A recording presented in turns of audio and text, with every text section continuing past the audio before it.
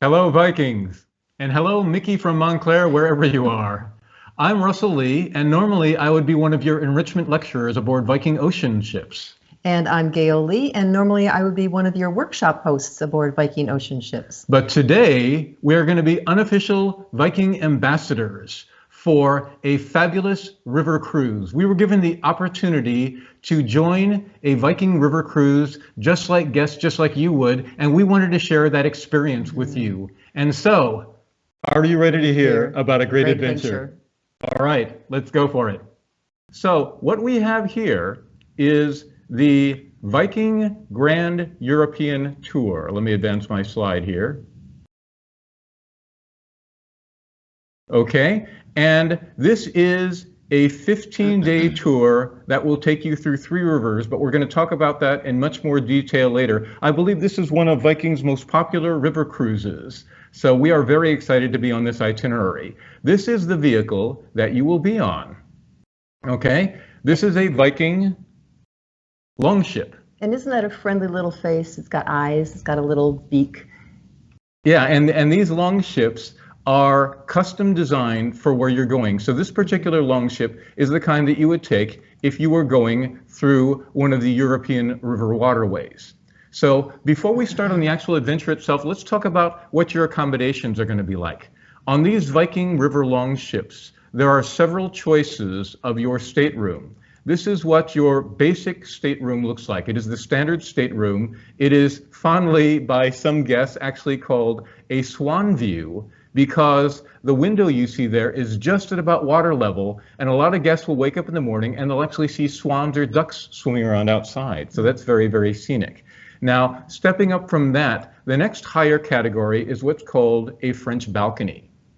And it's called a French balcony as opposed to a balcony because you'll notice there's no actual deck outside. There is the sliding glass door that opens and there is glass across the bottom, but it gives you the equivalent of a balcony view without having a deck. And you'll notice that there is glass at the bottom and a bar to prevent you from accidentally falling out. Okay, the next step above that is what is called a veranda, where you do have a deck that goes outside. Let's get a shot of that deck there. Okay, so you can see that the deck has enough room for you and your companion to sit, enjoy a cup of coffee or tea as you watch the world go by. There are 2 kinds of verandas. There's a veranda stateroom and there's a veranda suite, which has the bed in a separate bedroom. So here's another view of what those 3 views look like. This is the exterior of a Viking longship. There at the bottom, you see the standard window. Above that, you see the French balcony, and so you can see again that there's no deck outside. And above that, you have the veranda, which does have a deck. But there is one more category of stateroom, which is like the ultimate, and that is called the Explorer Suite. You'll notice the Explorer Suite has a wraparound deck and balcony and view, which is just absolutely gorgeous. There are only 2 Explorer Suites aboard each Viking longship. There's one on the starboard side, one on the port side. Let me show you another picture here. So they are on the aft side. There you can see the Explorer Suite with its wraparound deck, the view from the outside on the starboard side. Okay? So back to our Viking longship. As we mentioned, we normally travel on ocean ships. And I'm sure a lot of you out there have also been on an ocean ship, and you're wondering, how does a river ship differ from an ocean ship? Or vice versa. Some of you have been on river ships and are wondering, how does a river ship differ from an ocean ship? So let's do a little quick comparison here. So here's the river ship, and here's what an ocean ship looks like. Okay, so if we take a schematic of that, this is a picture that is to scale. A Viking river longship is about, how long is it? It's about a football field and a half. Yeah, it's about a football field and a half long, and it is about 37 feet wide. So for comparison's sake, that is about as wide as a telephone pole is tall. Okay, now Seriously? Yes, seriously. Okay, so let's compare that with an ocean ship. These 2 pictures are to scale. So you can see that an ocean ship is quite a bit longer, and from this view, you can see that it's also quite a bit wider. But even so, as Gail said, just the river longship is still very, very long. You said what, a football field and a half long. Walking along the top deck, the entire length, takes quite a while. Luckily, the scenery's worth it. Yes, it is. Okay, and on the inside, oh, by the way, Viking developed its river ships before it developed its ocean ships. So what you see as the Scandinavian design on river ships, you see echoed and augmented and enlarged on the ocean ships. Okay, so for instance, this is what the grand staircase looks like on the river longship on the European rivers. On the left, you see the view looking up the stairs. On the right, you see the view looking down the stairs. And I want to note that that is how wide that ship is, because those glass windows on either side are actually doors that go out off the ship. Yeah, to the port and the starboard side. Okay, Yeah. so now let's compare that to the ocean ship, which also has a grand staircase. Again, on the left, you see looking up. On the right, you see looking down. So you can see that it's the same kind of design, just augmented and larger. So let's go on and compare some other aspects. So here, for instance, is guest services. Left is on a river ship. Yeah. On the right is on the ocean ship.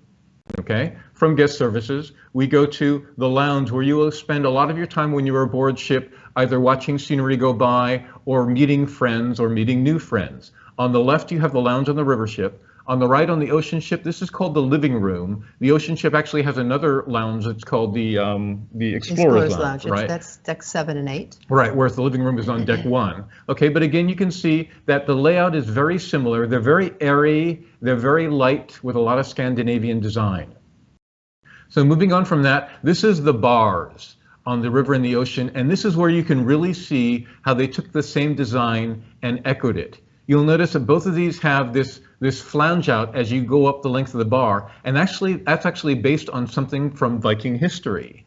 That is called clinker-built style, where you see that Viking ships are built with overlapping boards, unlike other European ships that just had abutted planks. And that made the Viking ships what? Well, it meant there had to be less infrastructure inside, so the ships were lighter, and they were a little bit flexible, so they could go faster, and that meant that the Vikings could do more exploring. Ah, so that was the secret of Viking Yeah, exploration. yeah. And you can see that in the bar. Okay, so moving on from the You bar, can have a drink in the bar, too. you could also have drinks in the restaurants. On the left is a river restaurant. On the right is the main ocean restaurant. And again, one difference is that on the ocean ships, you have, in addition to the restaurant, you have a self-service buffet and 2 specialty restaurants. But again, you see the layout is quite similar. And the ocean restaurant is called the restaurant, and it actually is on both sides of the ship. So what you're seeing here is just half of the full restaurant.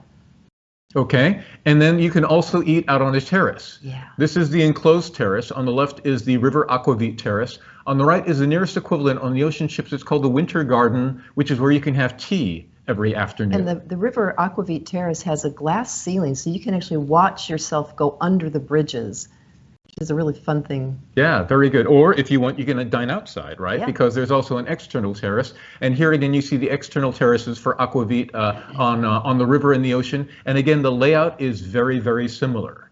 All right. So as far as what's inside the ship for your enjoyment while you're taking your voyage, they have libraries. The river ship library is located there. On the ocean ship, the library is spread out all over. There's a little bit on several different decks. This is just one portion of the library. And it covers all kinds of books, all kinds of information, from travel to novels. It's amazing. Yeah, and these are actually curated by the bookseller to the Queen of England, I believe. Yes, okay. And speaking of entertainment, you also have, on both kinds of ships, enrichment lectures. On the river ships, they'll actually bring in a local guide who's an expert in the area you're going through, and they'll give a lecture in the lounge.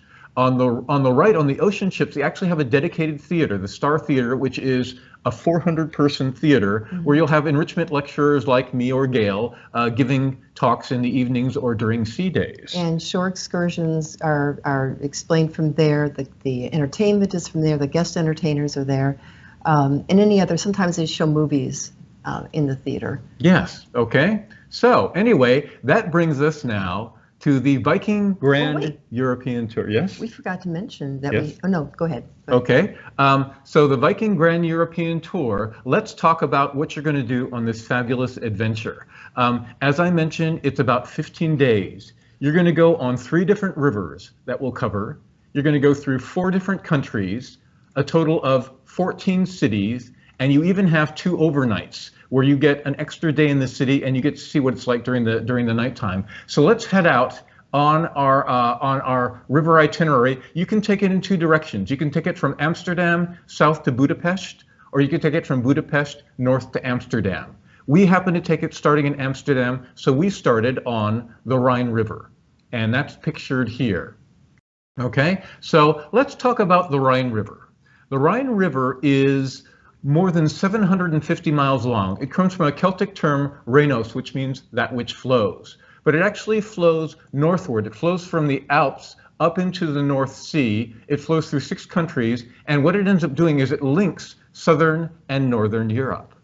And as long as we're talking about rivers here, why don't we do one of our old favorite things from our programs, and let's intrigue you with some trivia questions, okay? So there is no prize for these questions. We're just going to test your knowledge. You'll have about 10 seconds to respond to each one, but here's 3 trivia questions for you, okay? So you ready for number 1? Yep. All right, so what 2 Western European Union countries have the Rhine River as part of their border?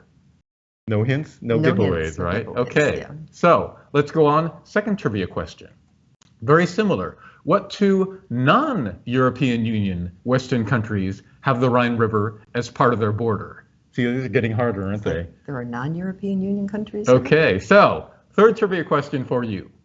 Along the entire Rhine River, there is only one lake. What is the only lake along the path of the Rhine River?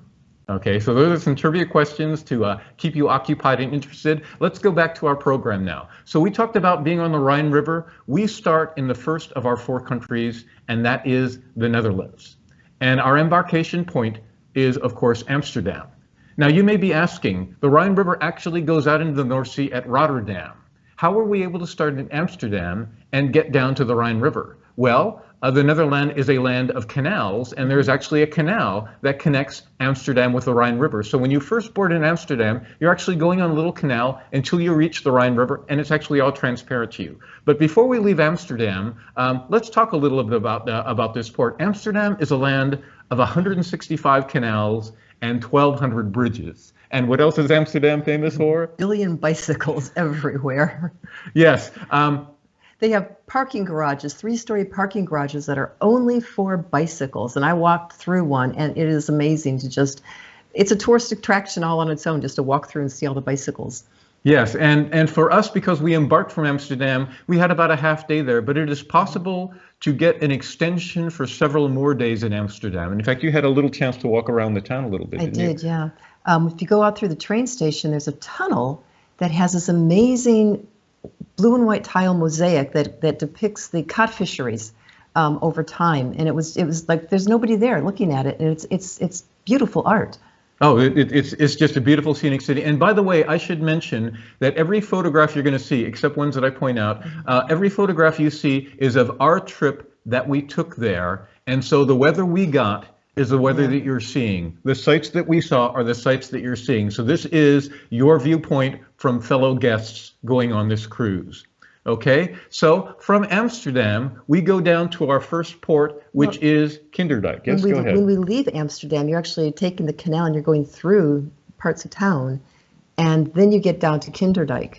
And you don't even realize you're in a canal. You feel like you're on a river. Yeah, and in fact, this is one of those fabulous experiences where you are in a port and then you leave, and oftentimes they cruise overnight, and when you wake up in the morning, you're in a different place. It's great. You only have to unpack once, and it's almost like the world keeps coming to your doorstep. So I will go ahead and give you a teaser. We are going to begin this presentation with a sunrise, and we're going to end it with a sunset. And so this is the view as we entered Kinderdijk. This was our first morning and our first dawn aboard this river ship. Isn't that fabulous? Okay, but anyway, let's talk about Kinderdijk. Kinderdijk is famous for its windmills. It is the only place in the world where you can see 19 windmills at the same time, and in fact, they date from the 1600s. There used to be 20 windmills, but one was destroyed in a fire. And they're all functioning. Yes, and they're all working, and they're all these traditional, wonderful windmills. And so every port that you go to on a Viking River cruise, you will have an included excursion, which a lot of people go on. And the one here in Kinderdijk is Kinderdijk Windmills, the included tour. What's really neat when you pull up, or when they actually tie you off at Kinderdijk, your ship is higher than the land that you're going to walk down to the windmills, and so you kind of get off the ship and then you walk downhill and you start the tours. Yes, and on the Kinderdijk Windmills tour, which is, as you mentioned, is a walking tour, you actually get to go inside a working windmill and see where people live. That's what this picture is of. There are actually people, entire families, that live in these windmills. Now, in addition to the included tours, you can take optional excursions. And again, as a hint to our personalities, as we go through this trip, I tended to take excursions that were a little bit more physical, perhaps a hike, perhaps a bicycle ride. And I took ones that were more cultural, that included wine and food, because I think people relax and let their guards down, and you get to know them a lot better when you're just sitting around a table chatting. Yes, okay, so this is the tour I went on, Kinderdijk Windmills by bicycle. So imagine being out on a crisp morning in the Netherlands, riding your bicycle down, as Gail said, lower than the level of the water, and seeing all these windmills go by. It is absolutely fantastic. And then Gail went on this excursion. I went on a cheese making tour after, well, I did the walk for the windmills, went in the windmills and watched the gears move, and that was really cool. You get to walk right up to the sails as they're moving. And then we went over to another tour doing the Dutch cheese making, and this is curds that you see, they've been cut into squares. They're going to put them in those round tubs, and by the time the cheese is done, they're round, and it's really, really good cheese. We had Gouda, I think it's pronounced Gouda, but it's Gouda cheese. Very good. Okay, so that was what we got to do in Kinderdijk. Now from the Netherlands, we're going to leave Netherlands and go into our second country, which is Germany, which is where we will spend the bulk of our 15-day adventure here. So our first port in Germany is Cologne. Cologne is an amazing city. It is the home of the world's largest cathedral. There you see it there. This was actually heavily damaged in World War II, and what you see is restored. But what's remarkable is they restored it back to the specifications of what it looked like before. Right, and as we were all touring Kinderdijk, we then boarded a bus to meet up and go to Cologne, and the ship moved to Cologne to wait for us. And so when we got to Cologne, we got off the bus and you start walking through town, and this cathedral just dominates everything. It is massively huge. Yes, and here's a shot of the interior of the cathedral, which is just as huge and gorgeous and beautiful on the inside.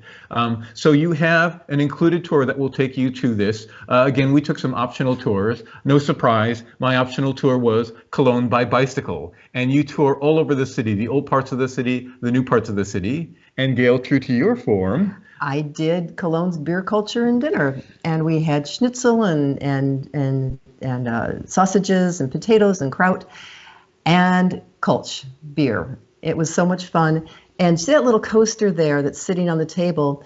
If you don't tell them that you want them to stop filling your beer, they will just keep refilling your glass. And the way you tell them to stop is you take your coaster and you put it on top.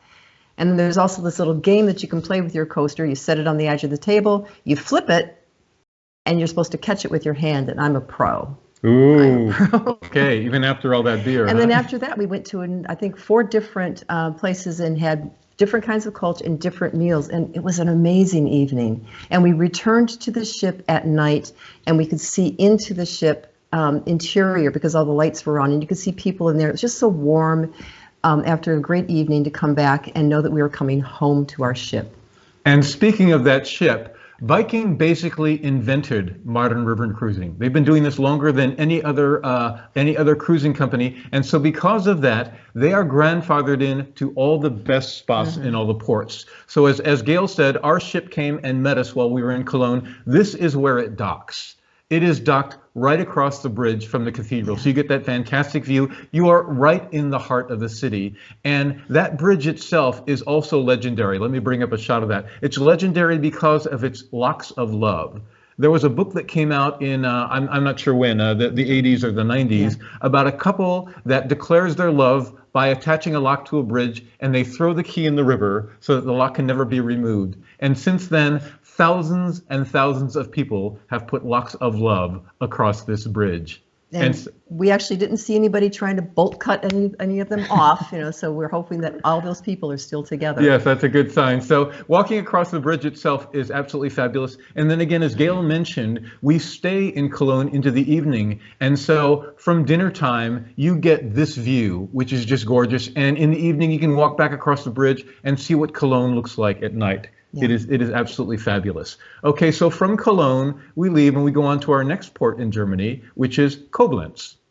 Koblenz is the site of Marksburg Castle, which was the only Rhine castle never destroyed. As I mentioned, even the Cologne Cathedral had heavy damage in World War II. These castles date from the Middle Ages, and empires were constantly trying to conquer each other. They would destroy or damage castles. They'd have to be rebuilt. Marksburg has the distinction of being the only castle along the Rhine River that was never damaged or destroyed. So what you see is the actual intact castle. And the included tour happens to take you up to Marksburg Castle. Now, I should mention that just about every included tour is classified as either easy or moderate.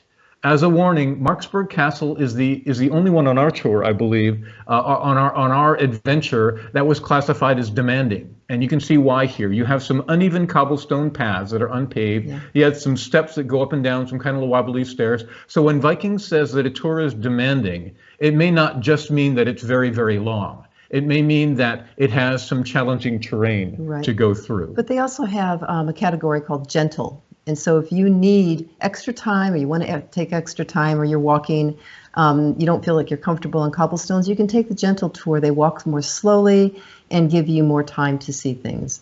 Okay, very good tip. All right, but Marksburg Castle is worth seeing because in addition to the intact castle yourself, you have this. This is one of the largest and most comprehensive displays of military uniforms throughout the ages. I believe all of these are authentic, and this is just part of the display. Here you can see it goes all the way back from Roman times up through the Middle Ages. I believe it also goes up to World War II. And your reward for climbing all these steps to get to Marksburg Castle is this incredible view from the top. That is the Rhine River that you're looking at. Okay, so that is what you can experience in Koblenz. Now from Koblenz, we actually have a little bit of an interruption before we get to our next port. We have what's called the Middle Rhine Scenic Sailing. That's not an interruption. That was an amazing few hours of just seeing history going by. Yeah, you experience an entire afternoon. So let's go talk about what that is. The section of the Middle Rhine is remarkable because there are 20 castles within a space of 40 miles. And this is a picture that we took from the top deck, the fourth deck, and you can see how close you are to the sides there. There are some guests we spoke with who love Viking River cruises, hands down for this one thing, which is how close you are to the shore. Yeah. And how you're always able to see the world going by. You can actually wave to people on the shore and they'll wave back. And it's just very, you just feel like you're part of the community as you go by. Yeah, and so this is what you see as you're touring the Middle Rhine for the afternoon. You see these wonderful little German towns down at water level, and then up in the hills you see these castles, and you wonder, how on earth did they get up there? Did they get the materials up there to build these castles? It's just jaw-dropping. And in addition to that, when you're on a Viking ship, you have a guide. This is Sue in red, our cruise director, and she gives a running commentary as we go through. She stands around on deck. You can go up and ask her all the questions you want. She'll talk about the stories behind all the castles. She's from this area. She knows this area. So she knows this area. And if you feel like just exploring on your own, Viking actually gives you a little pamphlet and map explaining what all the castles are. In fact, just about every port, they give you a walking map of that town in case you want to explore on your own. And if you get tired of being up on deck, you can go down to the lounge and you can just sit, enjoy your cup of coffee or tea or drink, and just watch these fabulous, fabulous castles And just go as by. an aside, this is our son who went with us. He's 31 and he just had a blast taking photos. This is what he came for and this is what he got. He got beautiful, beautiful photos. Yeah, so some of the photos you're seeing are actually taken by him in addition to us. But again, almost all the photos you see were taken by us on this tour. Okay, so we sadly leave the Middle Rhine Scenic Sailing, and at this point we're going to start thinking about connecting with our ultimate river, and that is going to be the Danube River, which is going to end our cruise. But you'll notice something interesting here. This is a bit of trivia. The Danube River and the Rhine River actually do not physically connect. And so you're probably wondering, well, how do we get from the Rhine River to the Danube River? That is a story all by itself. For over 1,000 years, Europeans tried to figure out how to do this. In fact, way back in the days of Charlemagne, in the year 800 or so, he proposed an idea for a canal or a waterway that was going to connect the Rhine River for the Danube River. That was never successful. But more than 1,000 years later, Ludwig I of Bavaria, who we now remember as Mad Ludwig, he actually had a canal built called the Ludwig Canal. Unfortunately, it was kind of unwieldy because it had more than 100 locks. And by the time it was ended up being done, it was pretty much obsoleted by the railroad that had just emerged.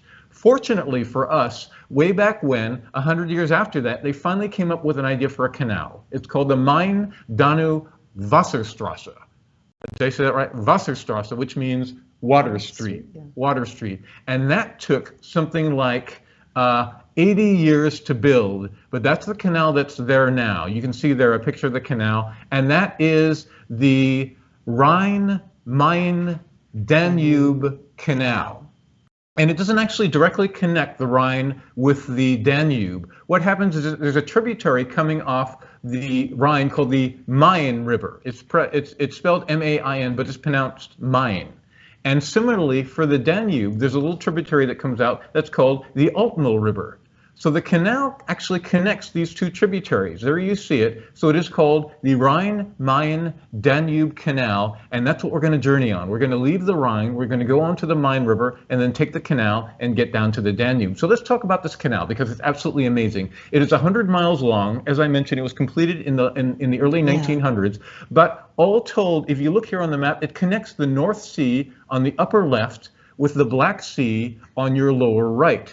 And so it creates, all told, through all these rivers, a 2,200-mile waterway between the Netherlands and Romania through 15 countries. You go right through the heart of Europe. Yes, and this is what the elevation change looks like. It is absolutely amazing. In fact, even today, it is remembered as one of the largest civil engineering projects ever undertaken. So just the middle section here, which is the canal itself, you go through 16 locks. Yep. But our adventure goes through more than 16 locks because on the Main River and the Danube River, there are also canals. So on this tour, over your 15 days, you will go through 68 locks. But even more than that, you will go from sea level, way down in Amsterdam, up to 1,300 feet above sea level. And that is actually a record. That is the highest point on Earth that you can reach by a commercial watercraft from the sea, starting at sea level. And in fact, when you hit that summit there at the very top where the red arrow is, there's something remarkable to see. This was so exciting. I love to make a notation of the places we've been that are geographic, and crossing the equator, going over the Arctic Circle. And we've now crossed the continental divide of Europe, and that is the monument that is just there on the side of the canal. There's a smaller portion of it on the other side, kind of goes at an angle, and there was no announcement. We all kind of were looking at our phones for knowing when to run out there to get our photos, and it happened during dinner. And I ran through, grabbed a blanket and wrapped it around myself and went outside to get some photos. But it was the coolest thing. Yeah, so this is a hint for you if you're into this kind of thing and you go on this tour. Watch out for when you cross the continental divide. Okay, so we talked about this marking when you're 1,300 feet above sea level. So actually, how big is 1,300 feet? Well, remarkably, that is taller than the Empire State Building. That is taller than the Eiffel Tower. In fact, it's 2.5 times as tall as the Washington Monument. It is 3 times as tall as the Great Pyramid in Giza, and it is 4 times as tall as Big Ben. That is how much of an elevation change you're going through your 68 locks. And if you've ever been through something like the Panama Canal, which also goes through locks, you know, this is an incredible similar experience. When you first go through these locks, you may have an elevation change of like, what, 20 feet or something like that. But when you're getting near the summit, you will have locks that are literally an elevation change of 75 feet. You go in, you feel like you're in a deep canyon, and then over a short period of time, you pop out into sunlight. And we mentioned that these Viking River longships are custom built for the rivers they go through. We mean that literally. Our Viking Longship is the absolute maximum beam or width that you can have and still fit through one of these canals. Look at that tight fit. Yeah, don't do this, but you could. You could reach over and touch the wall. And you go through also at night, and so going through these really tight canyons at night, if you get out and you look out your window, it's very, I don't want to say creepy, but it's so dark in there that you don't really know where you are. But you also go through some during the daytime as well. You go through a lot of them during the daytime, which is really fun to see. Yes, and here is a shot of how close you are to the side. As Gail said, you could literally reach out and touch that. And unlike the Panama Canal, you don't have these little diesel trains or mules that help keep you straight. This is all due to our captain. They have skills. They Yes. have great skills. And not only are the Viking ships custom designed for the width, they are also custom designed height-wise, because what will happen is that you will go under some of these bridges that are literally head-shaving bridges. In fact, we record a little video. This is a little video of our ship passing under one of these bridges.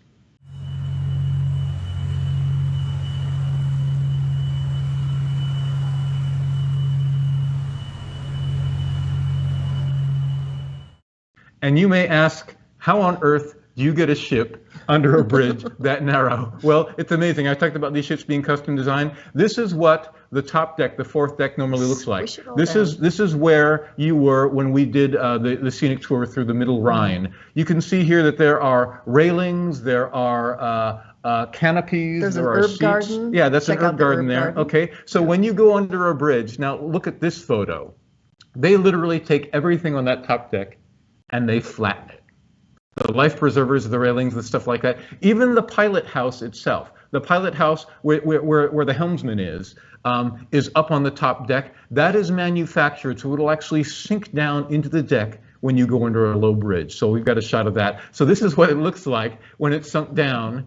And you'll see that the helmsman there on the right of your picture, on the port side of the ship, he's actually got a secondary console where he can steer and go under the bridge and just duck down as they're going into the bridge. And note the people on shore, on a sidewalk or sitting on a bench, just watching you go by. Right. As you mentioned, you can wave to them and they'll wave back. That's how close you are to the sides. So getting back to our itinerary, as I mentioned at this point, we leave the Rhine River and we join the Rhine River, which we will be for several days. And there are several ports along the Rhine River. The first one is Miltenberg. Yeah. Okay, so what is Miltenberg like? Miltenberg was a gorgeous, beautiful city. It is a medieval town of half-timbered buildings. You walk around there and you feel like you're in some kind of fantasy land. You just look at the scenery. Again, these are pictures that we took, so what we saw is what you are seeing. The included tour here is a walking tour through town, and there's plenty of time for exploring on your own and shopping. And this is where, once you're in Germany, you can experience things like the bread. Yeah, German bread, German pretzels. I believe we went into one little bakery shop where they had literally hundreds of pretzels hanging from the ceiling. And when we explored on our own, we decided to get good and lost. We walked up these stairs. You'll see that way in the distance, they lead up the hill. They led up to this castle where we were like the only ones up there. And the view from up on that castle was absolutely amazing. Here again is the Rhine River. There you see the Viking Longship. But Gail, you actually went on one of the optional tours. I did. I went on the Freudenberg hike and garden visit. Oh, you did a hike. I did. It's 440 steps, and it sounds daunting, but it's really not. We were able to stop every few landings, and the guide talked to us about what we were seeing. And we could see the river. We could see our ship down there. We could see across where they were, where Russell and our son were hiking. And we got to the castle, and he explained to us that it's a ruin now, but he explained to us that this is where they put their witches for a while. Oh. I know, and that they do concerts there now, which is kind of cool. And then we walked through the forest, and we walked back in through town through the back way, and we went to the guide's home where we met his wife and his neighbors and his daughters. And we sat in the garden, and this is what the garden visit means. We're not going to town or home to home looking at gardens. We're sitting in the people's yard, visiting in their garden, and he's an organic gardener, and he had wonderful, wonderful foods, and he was picking things from the garden and sharing with us, and we had drinks and pastries. It was just a really, really nice afternoon. Wonderful. So that is Miltenberg. So as we leave Miltenberg, our next port along the Rhine River is Würzburg. And Würzburg is a city that had to be completely rebuilt after World War II. It was pretty much bombed to the ground. But what you see here is the restoration. And what they did for the restoration is not only did they restore it back to what the buildings looked like, some of them dating back from medieval times, but in many cases they actually used the same stones from the rubble pile to rebuild these buildings. It is quite a remarkable achievement. And here I did another one of my physical optional excursions, which is hike the Würzburg Hills. So I started out up there at the little chapel, the Kapelle. You see up in the upper center at the top of the hill, and we came all the way down, and then we hiked up another hill opposite, and we went to the Marienburg fortress up there. And you can see that surrounded by vineyards. And this is a good time to give a little bit of a German lesson, okay? Mm-hmm. So you'll see that Würzburg is B-U-R-G, whereas Marienberg is B-E-R-G. In English, we tend to pronounce those the same, but in German, they are completely different words. A Burg, B-U-R-G, means a defensive medieval castle, whereas a Berg, B-E-R-G, means a mountain. So now you know when you visit these places. Okay, so Würzburg is referring to its castle, whereas Marienberg is referring to the mountain that it's on. And we were here all day. So in addition to the hike that I did in the morning, we did the included tour in the afternoon, which is the bishop's residence and walk, or the prince's residence. In those days, there was a lot of commonality between church and state, and so a prince may be a bishop. And here you have these wonderful gardens. Now, I will confess here, you are not allowed to take photographs on the inside of this residence, but I wanted you to see the inside, so I pulled some photographs off the web. These were not taken by me, but this is what this looked like. Here you see the Imperial Hall. Very, very Baroque, a lot of marble, a lot of ornateness. If you look up, you will see these amazing murals on the ceiling. This one is depicting all the empires around the world, just stunning. Now, I did this included tour. Gail did another one of her optional tours. I went to Rothenburg, and it's about an hour or so drive out there.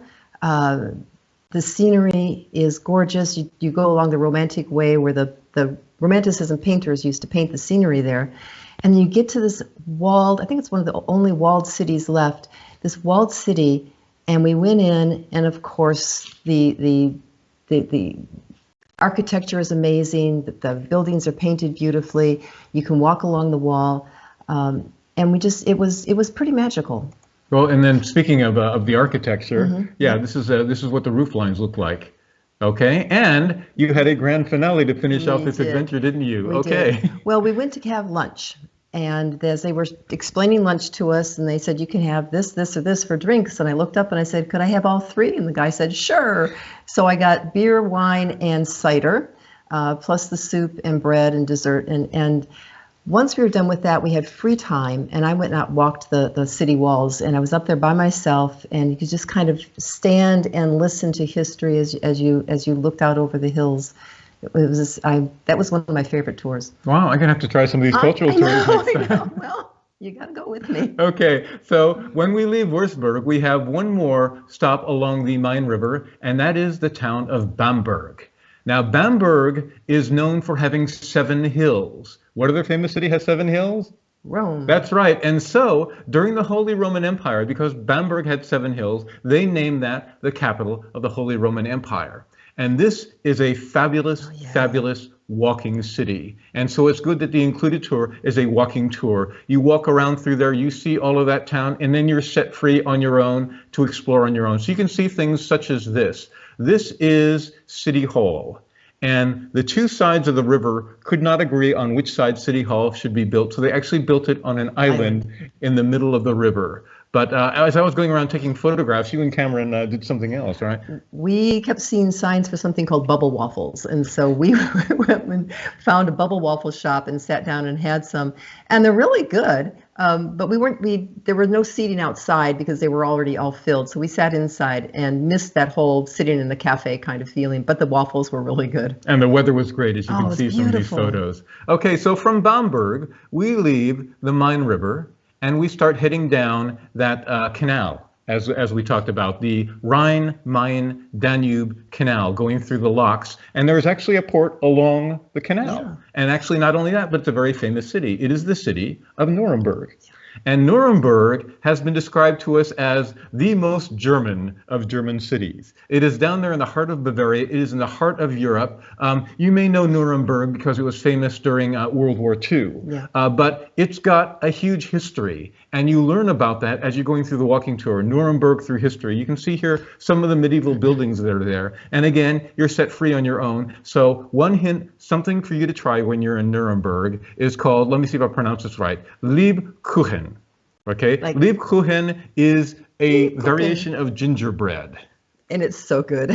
Okay, It's you so can good. go buy a variety pack of Lebkuchen and take it home to your family. But it is not quite gingerbread, right? It's like softer. It's well, gingerbread can be soft, but it's soft. It's got like nuts and I guess there's different varieties, but this tin has ones that are covered in white frosting, like a glaze, or a chocolate glaze, and they're really good. Our food expert. Okay, you heard it firsthand from our food expert. And if you're going to do some shopping, Nuremberg is a great place to shop because, as a typical German town, they have year-round Christmas shops. So you can pick up all your Christmas presents there. But again, as I mentioned, Nuremberg is also famous for its more recent history. And Gail went on an optional tour that explored some of that, yes? Yes.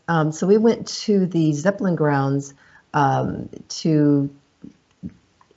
for the World War II tour, and we stood where Hitler gave his lecture, he gave his speeches, and it was all propaganda. If you look, this is just part of the wall that's left, and if you go to the next slide, Russell, we can go.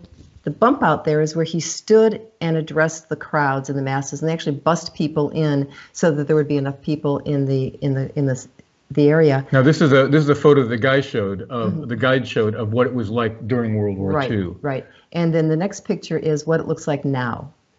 So they don't use it. It's just there, sort of as a monument to the era. And then we went to the actual building where the trials were held, and we had a gentleman with us who his father was a guard, and stood at the back wall behind that little area where the prisoners were sitting, and he had a photo of his father, and they let him go stand in the same area, and he got a picture of himself standing in the same place his father stood. It was all very emotional, and when it was all over, everybody applauded and hugged him. It was an amazing little moment that we had there. But just being there in the same location where the Nuremberg trials were held has got to be really, really moving. And the guide told the whole story. You can see our guide down there. She told the whole story, and of course most of us knew it, but hearing it in location was mind-blowing.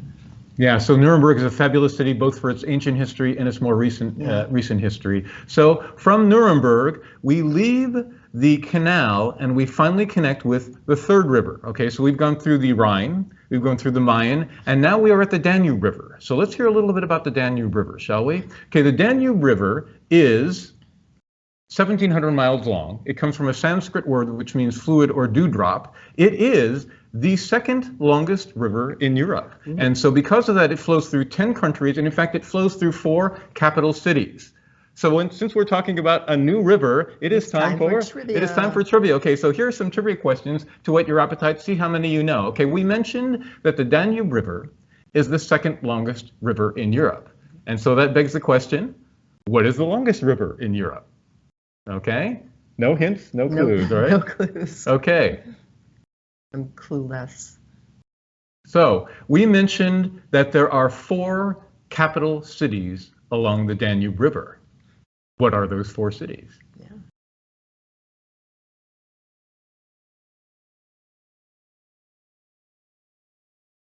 Okay, time for one more trivia question, okay? Again, these are slowly getting harder. So the third trivia question is, what European country takes up most of the Danube River? Ooh, that's an intriguing question. It is, yeah. Wow.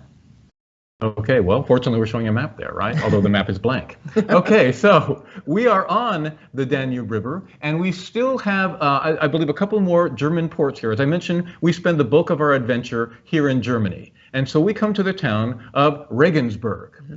And in order to explain Regensburg, understand that historically the Danube River marked the boundary between the Roman Empire to the south and the barbarians to the north. That was their safeguard because the Danube River was so wide, it was very difficult to get troops across the river. But what the Roman Empire did is they built forts all along their side of the Danube River. And Regensburg was one of those forts. So if we look here, you can see that on the left, that is actually part of an old Roman Empire era fortress that has been incorporated into a modern building. So you see this wonderful piece of history here. Regensburg is in fact the oldest city on the Danube River.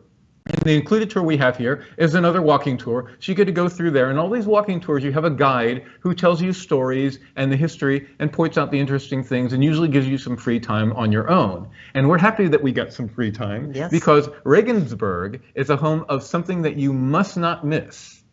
Let's see if I pronounce this correctly. Wurstküche. Wurstküche. Sounds good to me. Is which I believe means sausage kitchen. It is Germany's oldest sausage kitchen. Again, you're in the heart of Bavaria here. And so we stood outside this little itty bitty building and ordered our Wurst and beer. You can see the little sign up in the upper left corner there for Wurstküche. And frankly, we just walked down the river, not a very long way, just maybe a 3-minute walk to get to the Wurst from the ship. So it was right there, and we walked through. There was a festival going on. Yes, and not only can you have the best of the Wurst, but you can sit and enjoy it with the scenery. This is the stone bridge, the bridge that went across the Danube River. So the only thing missing is an oompa band, and they were playing just up the road. Yes, so that's you and Cameron enjoying your scenery and authentic Bavarian food. It was good. Okay, so from Regensburg. Oh wait, see, you did join me on a food tour. Oh, I did. I did join you on a food tour. Okay, from Regensburg, we have one last stop in Germany along the Danube, and that is the town of Passau. Now, Passau is remarkable because it's actually at the confluence of 3 rivers. You've got the Ilz River at the bottom center, you've got the Danube at the lower right, and you've got the Inn River going across the top. So all 3 rivers come across, and when you go there, you can't really see it very well in this picture, but the water is actually a different color. So you can see the Inn at the very top is very, very clear green. The Danube a little bit lower there, you see, is a little bit browner and a little bit murkier looking, but you can actually see where the waters come together. And again, you have a walking tour that is included, which takes you through the town. You learn about the history, things like that. There are several optional tours, of which I took the physical one, which is called Hike the Passau Hills, where we went all the way up to that again, chapel, all the way up in the mountain, and you get these wonderful views of all over Passau. We were in Passau all day, so I actually got to do a second optional excursion, which was an e-bike tour. An e-bike tour is even better than a bike tour because you've got a pedal-assisted motor on your bike. So depending on what setting you put it on, you can ride like a regular bicycle, or you can basically have the bicycle pedal itself for you. So if you have not been on a bike in 20 years, an e-bike is for you. I need to join you on one of these. Oh, we actually need to get e-bikes, right? Okay, so we now finally leave the country of Germany, and we're going to come into the third country on our adventure, and that is Austria. Yeah. And the first port we have in Austria is the town of Milk. And Milk is famous for Milk Abbey, probably the most renowned abbey anywhere in Austria. Look at that up there on the hill. Isn't that just fabulous? Just about everybody on the ship goes in the included tour, because the included tour is a behind-the-scenes tour of Milk Abbey, which is just this incredible place. Once again, you're not allowed to take photographs inside of the Abbey, so I pulled some photographs off the internet, but again, this is exactly what we saw. This is what the inside of Abbey Church looks like. Again, it's very, very ornate, very, very Baroque. It is jaw-droppingly wonderful when you walk in there and you stare up at the ceiling. The Abbey is also famous for one of the most renowned libraries anywhere in Europe. This is a library that dates all the way from antiquity. Yeah. It takes up several rooms with these ancient books, and you had a remark about the mural on the ceiling, yeah? When you look at the ceiling, it looks like it's vaulted or curved, and it's not. It's painted to look that way, but it is a flat ceiling. You can stand there and stare at it, and it's still a flat ceiling that looks curved. It plays with your brain. Yes, and not only the inside of the Abbey, but the outside of the Abbey is wonderful. We got a lot of time to tour the Abbey gardens. The gardens were beautiful. There were some flowers in bloom. And sculptures throughout the garden. And then we chose to walk back to the ship as opposed to taking the bus back. That gave us more time. We weren't on a schedule to have to catch the bus, and we walked through town. And once we got through town, we walked across a little river, and we entered into a forest. Ah, that's this forest. That's forest. And we got about maybe 3 minutes in, and the birds were singing, and it was beautiful, and it was nice and cool. And then all of a sudden, the church bells started ringing, and you felt like you could have been anywhere, timeless at that point. And there were about 6 of us who were able to catch those church bells. And I'm so glad I got a video of it, because it's just something, it's a strong, strong memory that I want to keep.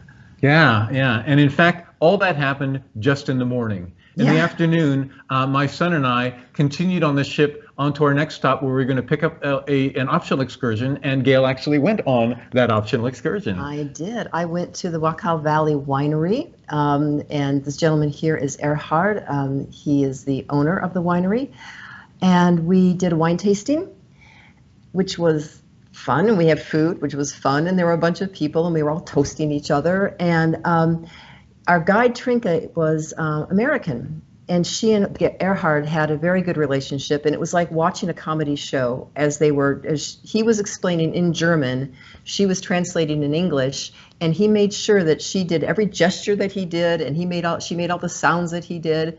And if she didn't, he kind of glare at her, and she'd go, "Okay, I have to do it his way." So we just had so much fun. And this winery is actually the supplier for Viking. And when you go in there, there are pallets and pallets and pallets of white boxed Morvald wine going to the Viking ships.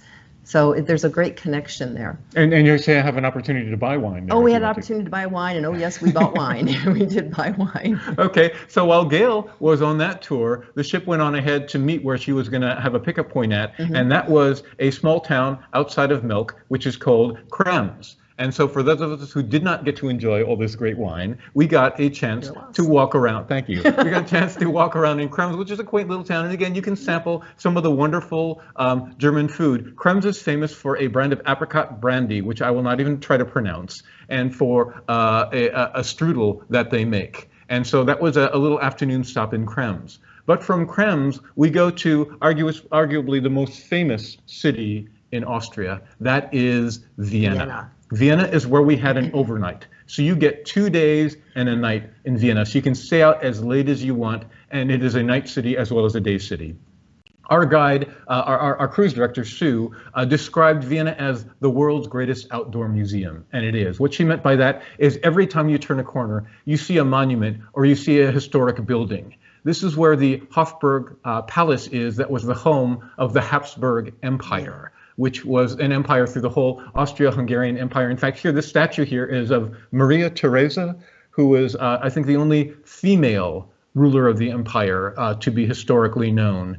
And again, this is a town that it's a bit of a walking town, but also it's got a wonderful metro system that will take you all over. And so the included tour is Panoramic Vienna, which is a combination bus tour and walking tour. You not only see the old Habsburg Palace, which is historical from whatever age that was in, but you also get to see modern Vienna, which is a very, very cosmopolitan city. So it's a very, very eclectic city. And while I was on the included tour, Gail went on an optional tour. I did. Again, food. I went to the historic farmers market, and we actually took the underground there and got off on the stop. And then right there, right at the stop was the farmers market. And we walked through fruits, vegetables, chocolates, nuts, olive oils, vinegars, krauts, everything that you could think of was there. And stop along the way, we were sampling. We walked all the way down, we walked back. And then when we got back to the starting point, we went into a shop, and there was a chef there. By the way, we were guided the whole way through the market, but when we got to the end, there was a chef there who explained to us what we had seen, and had some cheese samples and some, I think it was like jams that we could sample with the cheeses, and again a little bit of wine. And then we were turned loose, and I found a chocolate shop, it's a wall of chocolate, and it had whiskey chocolate and spicy chocolate and chocolate from all over the world, and I bought a lot of chocolate. Well, and for those of us who are already getting enough food aboard the Viking Longship and actually needed to lose some weight, we went for our normal physical optional excursion. This is Vienna's countryside by e-bike, where you go outside of the city and you go down the Danube River. And I included this shot because in order to get across the Danube River, you actually go on this little car ferry. So that's a fascinating experience. But as I also mentioned, you were there for an overnight in Vienna. And probably one of the high points was being able to go out to an actual Viennese concert in the evening. And that is our evening of Mozart and Strauss with Alma Deutscher. That was amazing. Yes. Now you may not see Alma Deutscher. She is, I believe, an exclusive Viking privileged access tour for 2022. But you'll still get to see some kind of classical music concert. But Alma Deutscher is 17 years old. And isn't she's a godmother of one of the Viking Longships? Yes, she is. And she has been described as the next Mozart.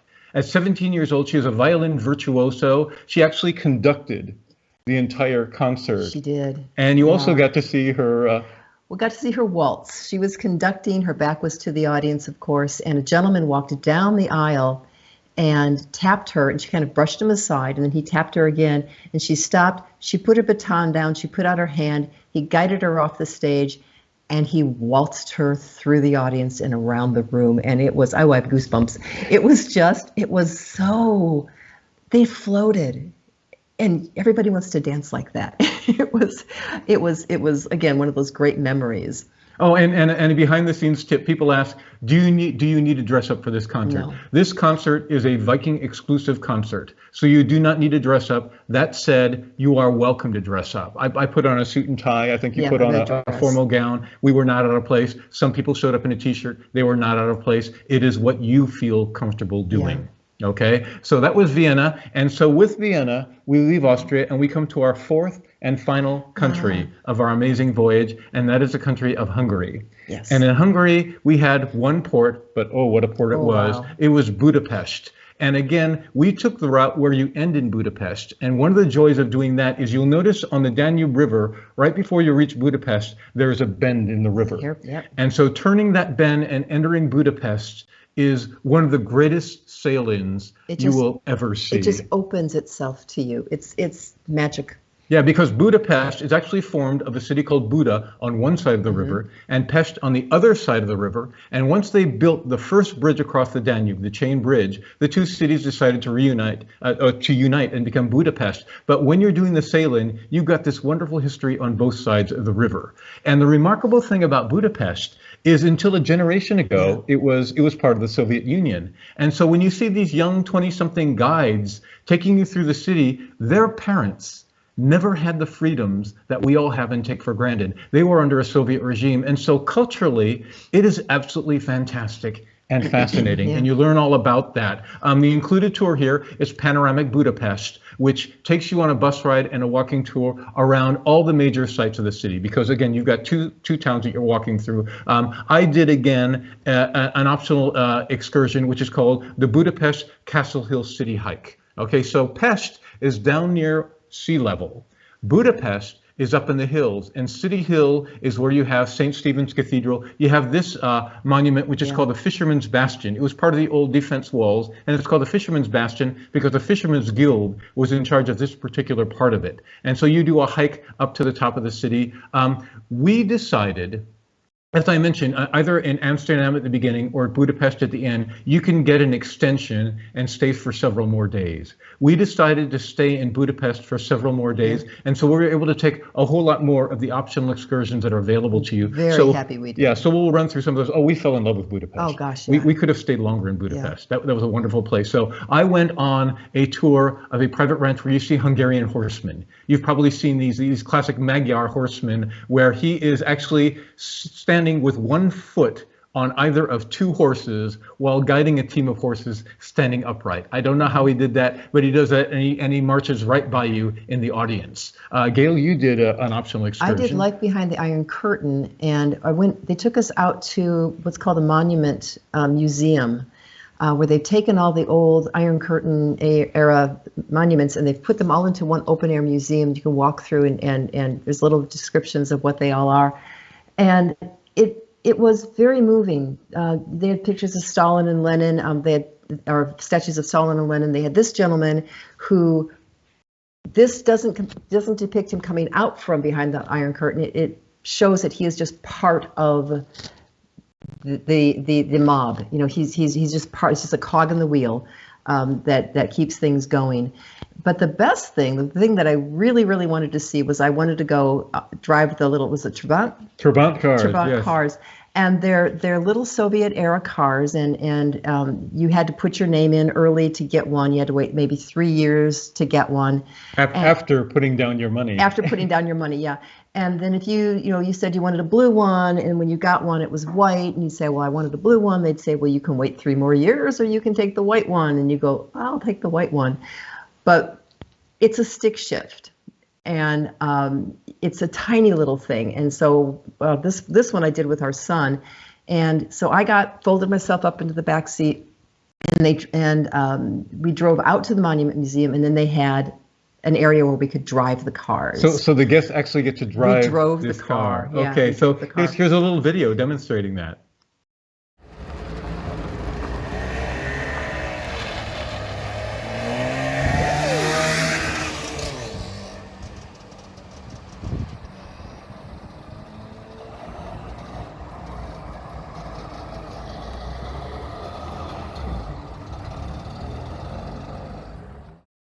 So you too. It has basically a lawnmower engine in it, and you find out how much gas you have by opening up the hood and sticking a stick into the gas tank. It's very basic.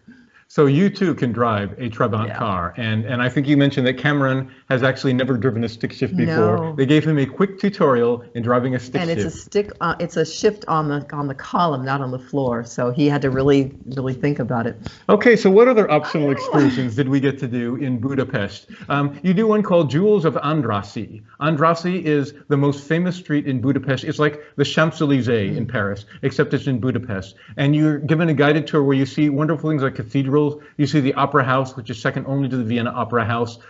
Here is the St. Stephen's Basilica. But even better than that, you got dessert. There was this entire display of desserts, and each guest was allowed to pick one, and that is the dessert you got. So, see, I also did a food tour. Okay, another exciting optional excursion we did outside of Budapest was called Szentendre and Skansen, where you go to 2 sites. The first site, Skansen, is an open-air museum. If you've ever been to Henry Ford Museum in Michigan, outside of Detroit, where Henry Ford took a lot of buildings, historic buildings, and set them back down all in a park in a setting like where they originally were, that's what the Skansen Open Air Museum is, except it does it with Budapest. It takes a lot of the old farming towns,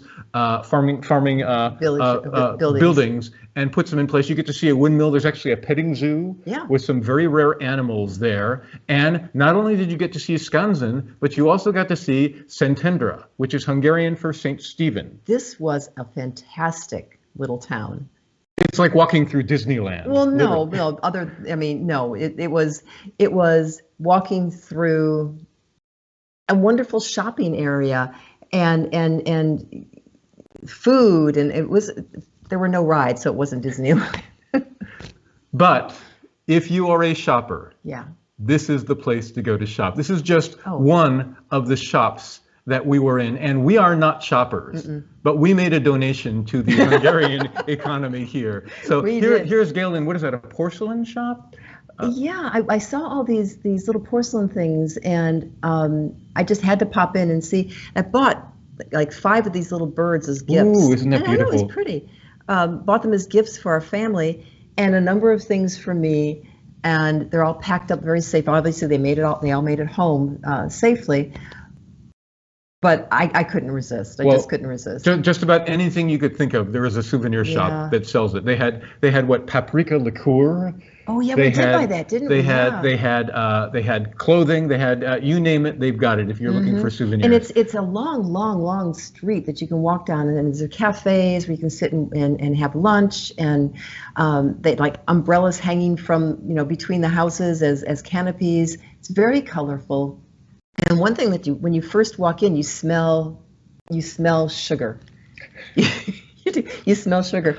And as you walk in a little bit further, there's a vendor with a charcoal grill, and he's got something on a rotisserie that's spinning, and as you get closer, he's making a pastry. It's basically a chimney covered. It's a pastry chimney, like big fat tall donut, covered with cinnamon and sugar that they caramelize over the open grill, and it was just the scent was just amazing. And we later on bought one, and they taste really good. For research purposes Research only, yeah. Okay, so going back into Budapest proper, you can take a tour called Highlights of Budapest, where you get to look at the historic version of parts of town, including the Parliament building. You get a private tour inside of Parliament. Oh, it was and beautiful. Walk around there. Oh my gosh, Parliament's gorgeous inside. Yes, and you see Liberty Square, Freedom Square, where there are all kinds of monuments, not only to the Soviet era, but to freedom from the Soviet era. Yeah, so it's quite remarkable. And one thing in Parliament building, they have the crown, the royal crown, and I didn't realize that the royal crown was like on this annex room, that I was taking a picture of a pillar, not the room, but the pillar, and the guard came up and like tapped me on the shoulder and no, don't take pictures.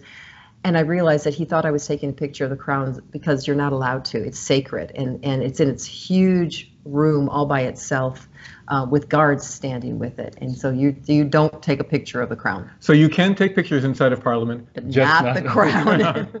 Okay, and then one last excursion we did, which again took us outside of town, was the Gödöllő excursion. And Gödöllő was a vacation home of the Empress Sisi, the very, very beloved Empress of Hungary. And that was also remarkable to see. But there are many, many excursions you can do. And as Gail said, we were very happy that we did the extension in Budapest. We actually, when we docked in Budapest, that first night, our son went out at like 10:30 at night and went walking to take photographs and felt perfectly safe doing so. And then we went and had Hungarian goulash one night, and Russell wanted to get back to the hotel room, and I wanted to stay a little bit longer. So I stayed, and I walked back to the hotel room, and I think it was about 11 o'clock at night, and it was just, the streets were quiet. There was nothing going on, and very easy to find my way back. And I never felt, I would not walk in a city around me at 11 o'clock at night by myself, but there I felt perfectly safe. Oh yeah, Budapest is a very safe city, and it is also a night city. Speaking of which, I mentioned ahead of time that we were going to open with a sunrise. We are now closing with a sunset, because again, you also have an overnight in Budapest. This is sunset over the Parliament building, and this is Budapest at night. Isn't that just gorgeous? Okay, so we want to talk about the Viking experience a little bit more. Before we do that, we have one final trivia question for you, right? This is Budapest specific. Want to see who gets let's try this. Okay, so what 3 U.S. presidents have statues in Budapest? This is a tough question. You may know 2, but do you know the 3rd? Or you may know none at all. Okay, so anyway, let's summarize the adventure we just walked you through.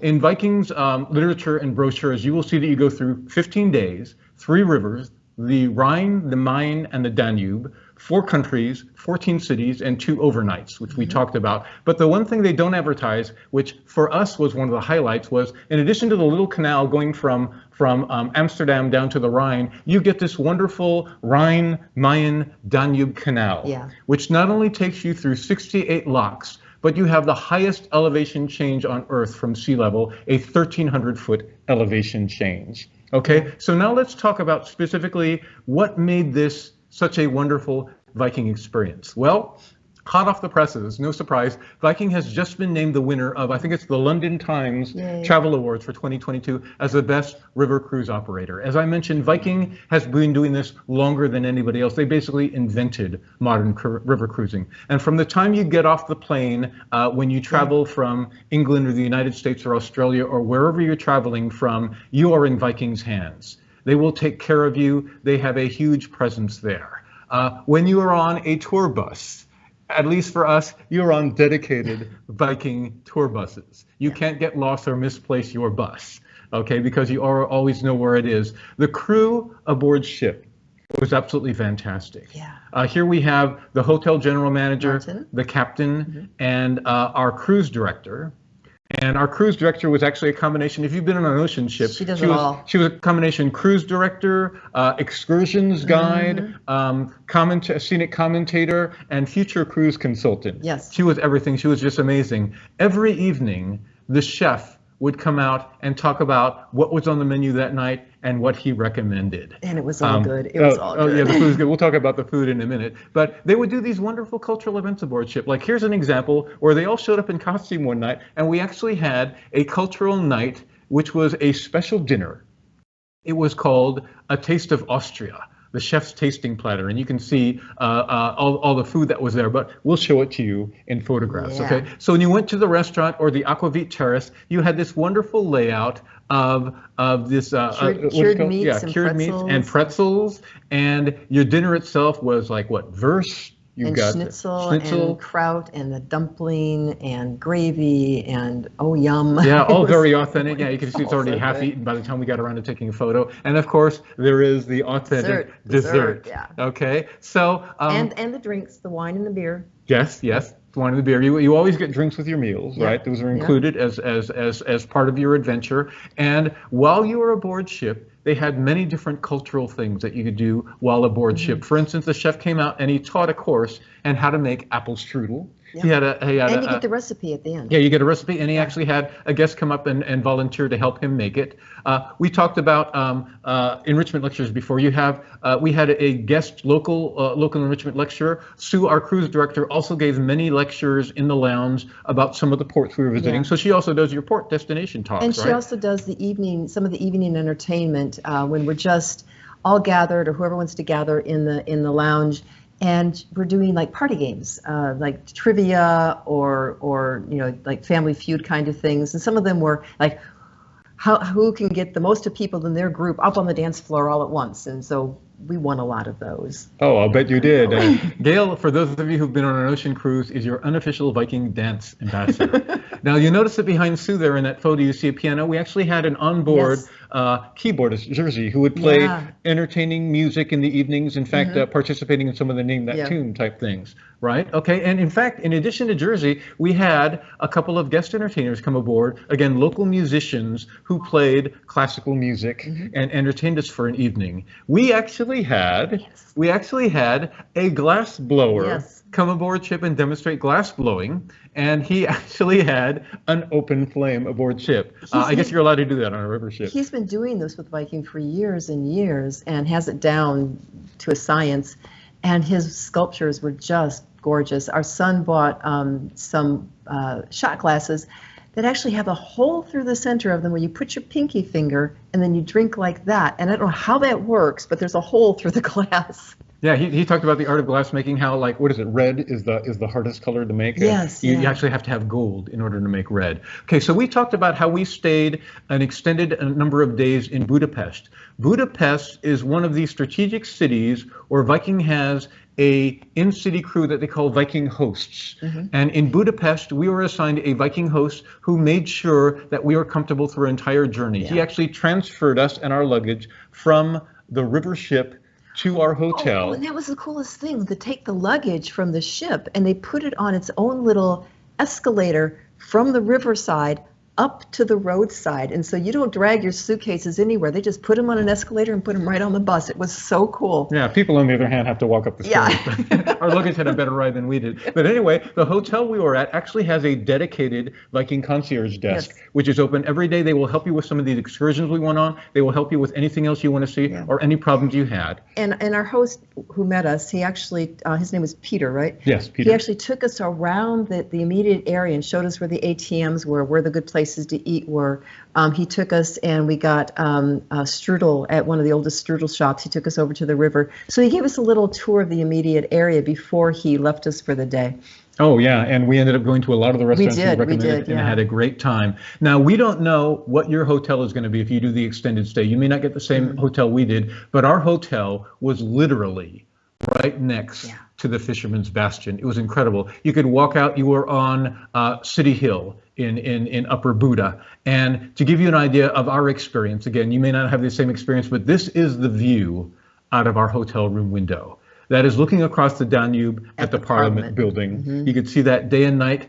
When we had breakfast in the hotel, this is the view from the breakfast nook. That looks like Gail's looking at a painting or a TV screen or something. No, that's the view outside the window of the Fisherman's Bastion. Yeah. Okay, so as you can imagine, we had a fabulous time. This is our first river cruise. We went through it just like you would go through it if you were a guest. I mean, are these two happy-looking people Those are or happy what? people. We weren't ready for this to end. It was fantastic. No. And if we have not whet your appetite yet, what we have to close out is a 3.5-minute video. Again, this is all video that we took. So the weather we got is the weather you're going to see. The sights that we saw are the sights that you're going to see. And this was all edited together by our son, Cameron. This is all stuff that we shot together. So for the next 3.5 minutes, please enjoy.